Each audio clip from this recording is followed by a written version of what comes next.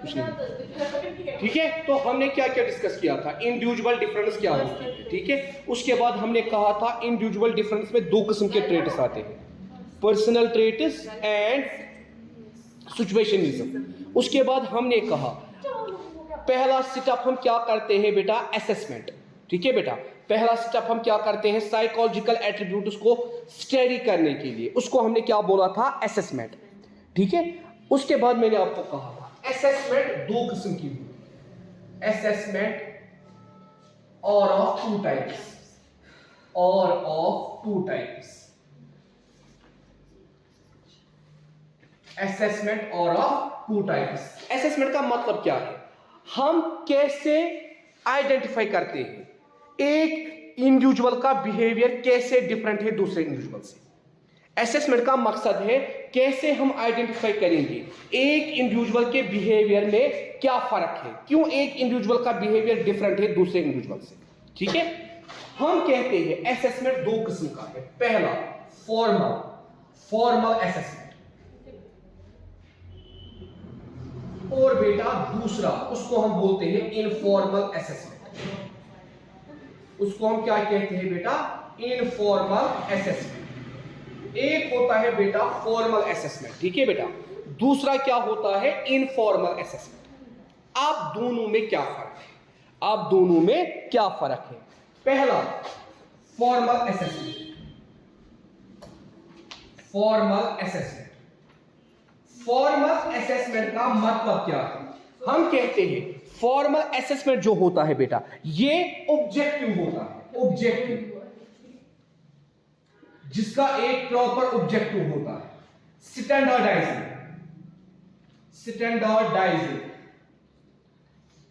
मतलब जिसके अंदर स्टैंडर्ड होता है। ठीक है बेटा, स्टैंडर्डाइज्ड। ऑर्गेनाइज्ड, ऑर्गेनाइज्ड मतलब ऑर्डर, स्ट्रक्चर, स्ट्रक्चर। ठीक है बेटा, एंड सबसे इंपॉर्टेंट बात जो आप इसमें याद रखोगे, इसको कौन करता है, performed by, performed by trained psychologist, performed by trained psychologist, trained psychologist, जिसको कौन परफॉर्म करता है, ट्रेनड साइकोलॉजिस्ट। ठीक है, ये बेटा क्या है, फॉर्म। मैं आपको सिंपल एग्जांपल दूंगा। यहां क्यों बेटा सबसे, जब हमें बेटा अल्ट्रासाउंड करना होता है, यहां कुछ नाम बहुत ज्यादा फेमस है उसके, ये अल्ट्रासाउंड ऐसा करो, डॉक्टर करा ओरली करो, सहज कैसे करना, आप करना शार्प स्केल। ठीक है, जो यहां इकबाल पार्क के सामने करते हैं शार्प स्केल।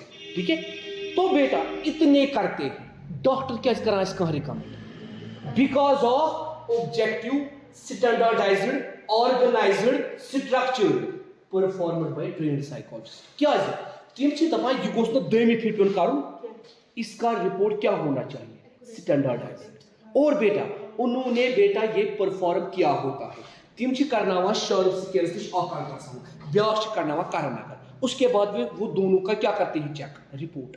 ये रिपोर्ट सेम आसान, तेल क्या वन, ये स्टैंडर्डाइज्ड है, ये स्ट्रक्चर है। आप बेटा ब्लड टेस्ट करोगे 4 जगह पे, कितनी जगह पे बेटा, 4 जगह पे। उसके बाद आप क्या देखोगे, चारों जगहों पे आपका रिपोर्ट सेम आएगा, मतलब हर कोई ब्लड टेस्ट आपको दिखाएगा सेम रिपोर्ट।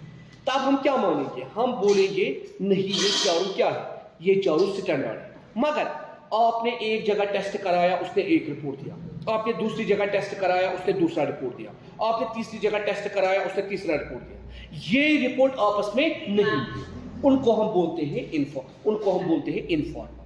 ठीक है बेटा, अलग अलग। फॉर्मल का मतलब है जहां आपको हर एक जगह से क्या मिले, एक्यूरेट रिपोर्ट। क्योंकि बेटा इसको करने वाले कौन से होते हैं, ट्रेनर, चाहे साइकोलॉजिस्ट है, चाहे टेस्ट वाला है, कोई भी। ठीक है, उसके बाद है बेटा दूसरा informal, informal assessment, informal assessment, ये है बेटा दूसरा इनफॉर्मल असेसमेंट। हम कहते हैं बेटा ये जो इनफॉर्मल असेसमेंट होता है, it varies from case to case, जो मैं भी आपको बोल रहा हूं, कहां है पे पॉजिटिव कहां है negative, it varies from case to case. तो एक आप करोगे बेटा करण नगर में टेस्ट, वो एक रिपोर्ट दिखाएगा, आप करोगे लाल चौक में वो दूसरा दिखाएगा। It varies from case to case, one assessor to another, one assessor to another, one assessor to another, कोई बात नहीं, वन एसेसर टू अनदर। और इसको बेटा एसेस करने वाले भी अलग अलग होते हैं, one assessor to another. Open to subjective interpretation, open to subjective interpretation, जहां बेटा आप क्या कर सकते हो, क्लेम कर सकते हो। क्योंकि बेटा जहां आप श्योर नहीं क्या ये टेस्ट वाकई एक्यूरेट रिपोर्ट देता है या नहीं देता, इसीलिए हम कहते हैं it varies from case to case, one assessor to another, open to subjective interpretation. जहां बेटा आप श्योर नहीं हो, जो ना स्टैंडर्डाइज्ड है, ना ऑब्जेक्टिव है, ना ऑर्गेनाइज्ड है, ना स्ट्रक्चर्ड है, और जिसको बेटा परफॉर्म नहीं करता है ट्रेनड साइकोलॉजिस्ट। क्योंकि बेटा ये क्या होता है, it varies from case to case. Subjective interpretation, कोई बात नहीं, सब्जेक्टिव इंटरप्रिटेशन, ठीक है।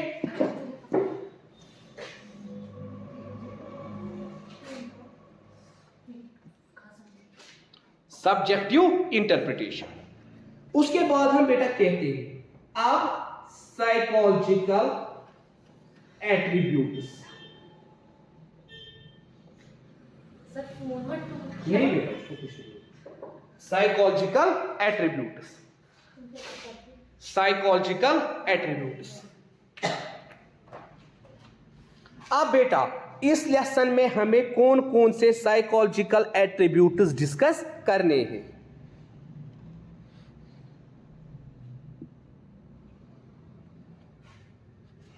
पहला साइकोलॉजिकल एट्रीब्यूट जो एक इंडिविजुअल को दूसरे इंडिविजुअल से डिफरेंट बनाता है, इंटेलिजेंस। इंटेलिजेंस, ठीक है बेटा, इंटेलिजेंस, ठीक है। पहला साइकोलॉजिकल एट्रीब्यूट क्या है बेटा, इंटेलिजेंस। दूसरा साइकोलॉजिकल एट्रीब्यूट जो एक पर्सन को दूसरे पर्सन से डिफरेंट बनाता है, एप्टीट्यूड।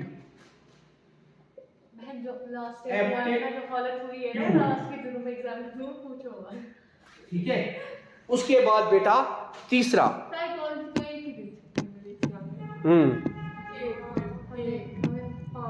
इंटरेस्ट,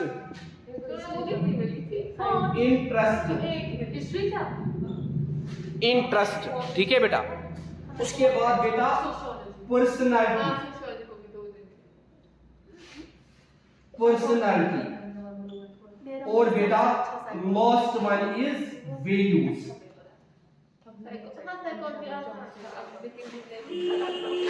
सर प्लीज हमारे दुआ करना, क्यों, हमारे अच्छे मार्क्स होने चाहिए, अच्छे होंगे, वैल्यूज, ठीक है।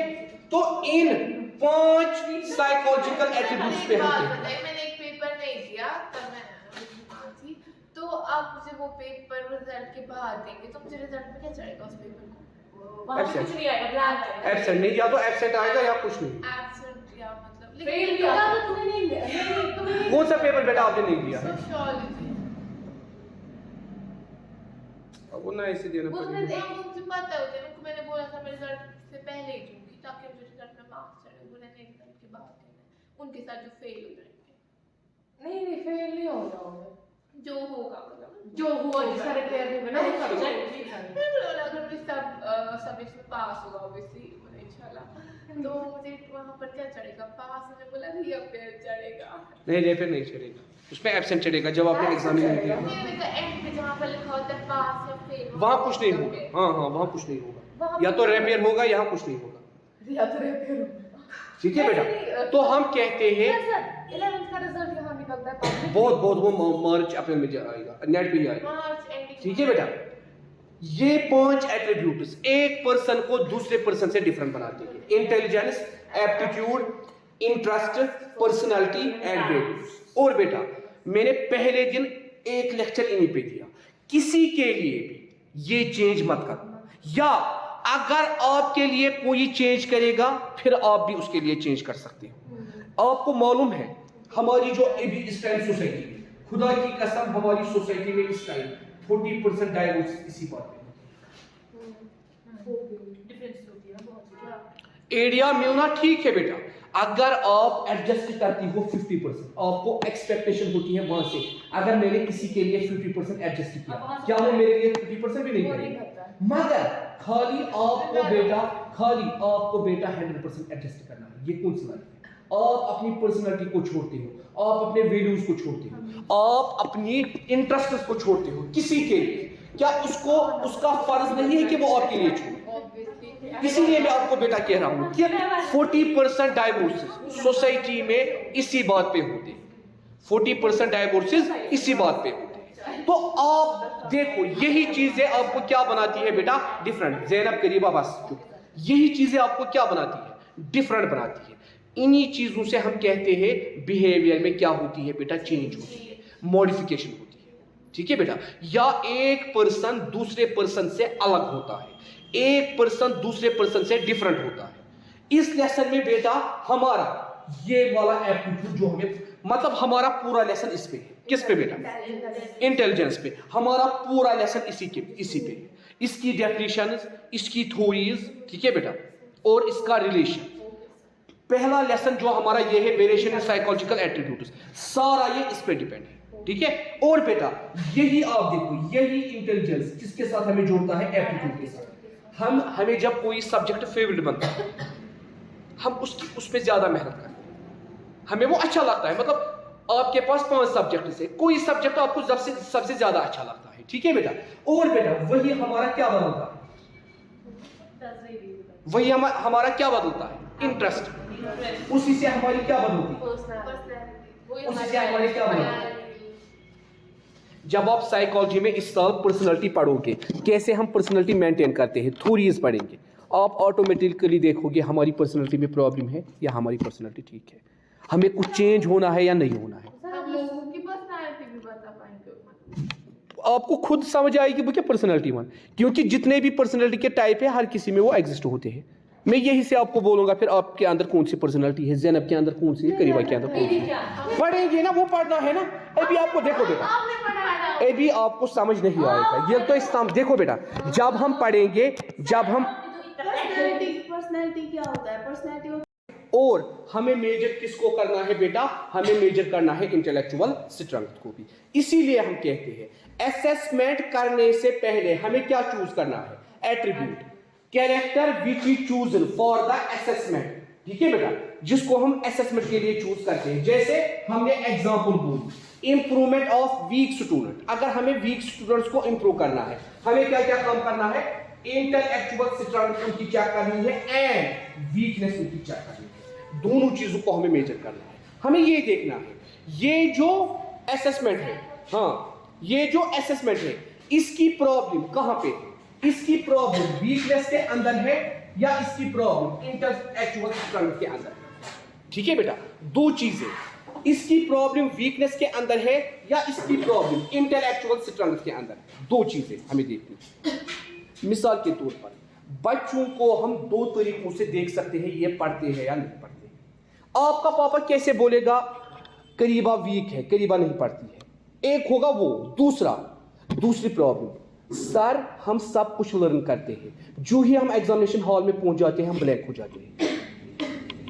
मतलब जिसको हम कहते हैं भूल जाना, जिसको हम क्या कहते हैं? घर में आपने सब कुछ पढ़ा, घर में आपने, मगर जो ही आप एग्जामिनेशन हॉल में पहुंचे आपके दिमाग से ये सब कुछ निकल गया, आपके दिमाग में कुछ नहीं है। इससे क्या होगा बेटा? ये प्रॉब्लम कहां की है फिर? ये वीकनेस की प्रॉब्लम। ये कौन सी प्रॉब्लम? मतलब आपको याद नहीं रहता है, इंटेलेक्चुअल प्रॉब्लम, आपको इंटेलेक्चुअल डेवलपमेंट के अंदर प्रॉब्लम है। तो हमें किसका इलाज करना है? दूसरा, आपने पूरे महीने किताबें ही नहीं खोली, आपने 1 साल तक किताबें ही नहीं खोली, अब आप एग्जाम देने चले गए। और जब आपने पढ़ा ही नहीं, आप पेपर में क्या लिखोगे? लिखोगे कुछ? आप देखो बेटा, कभी कभार कोई चीज हमें सबक देती है, कभी कभार कोई चीज हमें सबक देती है। यहां बॉलीवुड में एक मूवी आई, आमिर खान ने उस मूवी को बनाया, तारे जमीन पर। उसमें एक बच्चा होता है, छोटा सा बच्चा, जिसको बेटा अपनी फैमिली टॉर्चर करती है, क्योंकि बेटा इस बच्चे को डिसलेक्सिया होता है, अक्षर पहचानने की बीमारी, वो उल्टे वर्ड्स लिखता है। मगर उसकी फैमिली को क्या लगता है, शायद हमारा बच्चा जानबूझ के करता है। उन्होंने नहीं देखा ये इंटेलेक्चुअल स्ट्रगल की प्रॉब्लम है, उन्होंने क्या बोला, ये डफर है, ये वीक है, ये लेजी है, ये जानबूझ के करता है। फाइनली जब रोज रोज स्कूल से कंप्लेंट्स आती है, इसका पापा इसका एडमिशन बोर्डिंग स्कूल में करता है और इसको बोर्डिंग स्कूल भेजा जाता है, जहां ये बहुत ज्यादा डिप्रेस होता है। क्यों? ये अपनी माँ से बहुत ज्यादा इसको लगाव होता है, वहां ये अपनी मदर को बहुत ज्यादा मिस करता है। और बोर्डिंग स्कूल वाले भी ये नहीं देखते कि इस बच्चे में क्या प्रॉब्लम है, इसको रोज रोज वहां पनिशमेंट मिलती है, रोज रोज इसको क्लास से बाहर निकालते हैं। और इसकी कंडीशन ऐसे होती है, मतलब सबको लगता है ईशान या तो पागल हो जाएगा या तो ये मर जाएगा। उसके बाद जब आमिर खान वहां पेंटिंग टीचर के काम के लिए आता है, वो वहां क्या देखता है कि ये जो बच्चा है जिसका पेंटिंग स्किल इतना स्ट्रांग है, आखिर इसमें क्या प्रॉब्लम है। वही रिकॉग्नाइज करता है इंटेलेक्चुअल स्ट्रगल, डिसलेक्सिया। ठीक है, तो इसीलिए हमने कल कहा असेसमेंट हम करेंगे, मगर उसके लिए हमें क्या चूज करना है, एट्रीब्यूट।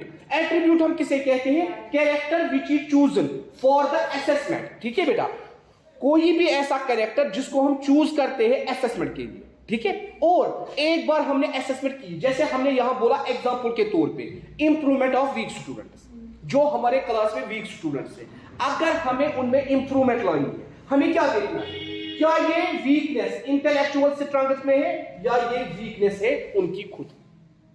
एक होता है बच्चे कंटिन्यूसली पढ़ते हैं, पेरेंट्स भी बोलते हैं हमारी बेटी घर से बाहर ही नहीं निकलती है, वो कंटिन्यूसली पढ़ती रहती है, इसी बेटी को एग्जाम में प्रॉब्लम होती है, अमिस गसा क्वेश्चन मुश्किल, even he can not recognise the question properly, यह अदल बदल आंसर, पढ़ा इसने सारा होता है मगर रिकॉग्नाइजिंग में इसको प्रॉब्लम होती है, या मेमोराइजिंग में, रिकॉल में, थॉट में। मामा मुझे पेपर सारा आता था मगर मुझे वर्ड से नहीं मिले। कभी कभार आपको मालूम होता है हमारे क्वेश्चन का आंसर क्या है, मगर आप बोलते हो वर्ड्स नहीं मिले, मैं कैसे एक्सप्रेस करूं, मुझे आंसर लिखना है मगर मुझे वर्ड्स ही नहीं मिले, मैं कैसे इन वर्ड्स को मैं कैसे जमा करूं और उसके बाद में लिखूं। मतलब हम कहते हैं वर्ड्स हमारी थॉट्स में प्रॉब्लम है, उस सब को हम क्या कहते हैं, इंटेलेक्चुअल स्ट्रेंथ। और बेटा वीकनेस तब होती जब आप सीधे बोलते मैंने पढ़ा ही नहीं था, मैं फेल हो गया, मैं पूरी नहीं बगूस फिर। दूसरा होता है बेटा यहां कहां पे प्रॉब्लम है, अगर आपको ये प्रॉब्लम पता चलती इजीली आपकी प्रॉब्लम क्लियर हो जाएगी। इस प्रॉब्लम का कोई इलाज नहीं है, इस प्रॉब्लम का एक ही इलाज है, मुझे नहीं पढ़ना है, बैग आपके हवाले। इस प्रॉब्लम का इलाज हो सकता है मगर जब आप इसको रिकॉग्नाइज करोगे, अगर मुझे रोज भूलता है, क्यों भूलता है, जब आप उसके लिए टेक्निक्स बनाओगे, जैसे मतलब पुरानी टेक्निक है जिसको ज्यादा भूल जाता है सो क्वेश्चन याद करा आप बस लिखा। ठीक है बेटा, या कोई और प्रॉब्लम है, थॉट्स में प्रॉब्लम, किसी और चीज में प्रॉब्लम, ठीक है, तो उसको हम कहते हैं इंटेलेक्चुअल स्ट्रेंथ।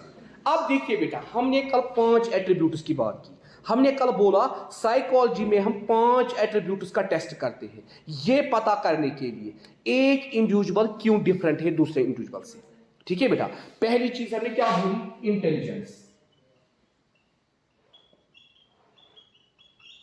इंटेलिजेंस हम किसे बोलते हैं, व्हाट इज इंटेलिजेंस, हम कहते हैं it is the global capacity, it is the global capacity.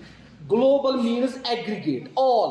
ठीक है बेटा, it is the global capacity to understand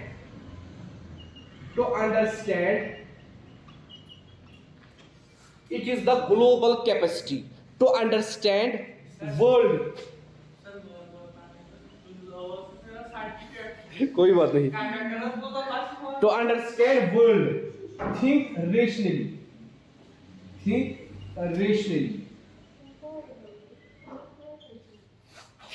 rationally and available resources and use available resources effectively